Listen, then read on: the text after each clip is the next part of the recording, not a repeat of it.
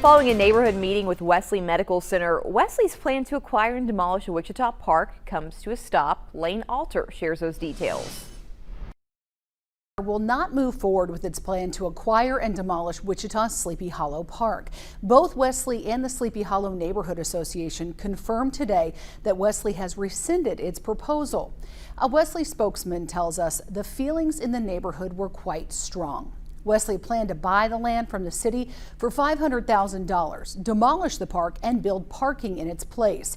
Wesley's abandonment of the proposal follows a meeting Tuesday where community members shared their concerns about removing the park. It also follows reporting by 12 News on the concerns of Sleepy Hollow residents. The president of the Sleepy Hollow Neighborhood Association says he was on cloud 9 after hearing the news.